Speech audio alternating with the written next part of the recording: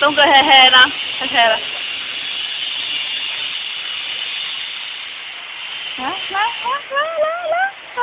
Đây bà đây. Đấy. Bà đó. À.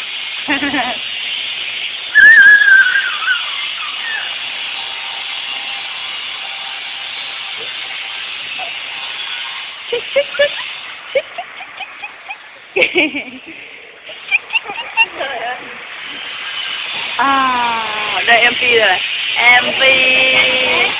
MP đang làm gì đây?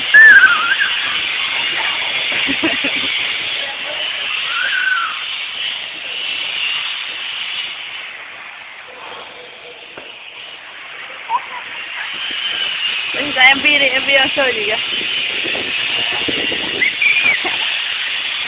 Ôi dồi ôi, chả đâu cho mẹ đó. Đi là đấy, đi đang chơi nhảy dây với Doraemon nhỉ. Đấy.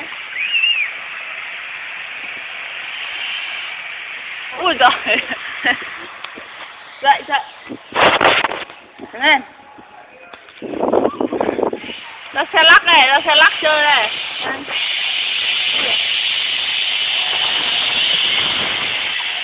Ê gì mà ê.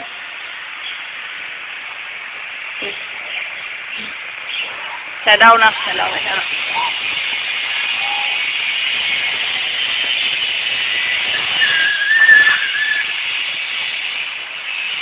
Có lại mở nhạc kìa, có lại mở nhạc đi. Có lại mở nhạc đi.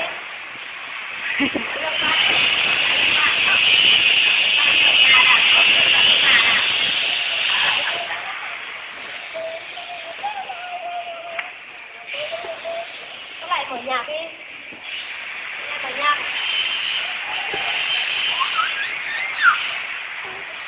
Lại đều đều.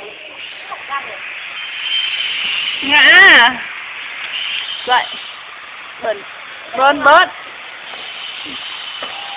Đi ra kìa. Đấy, vượt đấy. Mình có thấy đâu.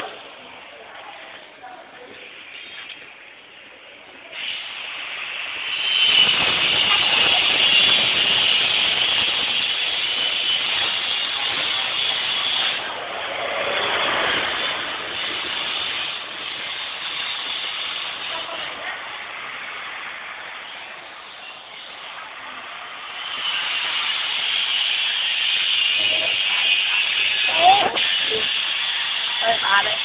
À, mẹ cầm này đi. Đây, dậy. Đi kìa. Dậy.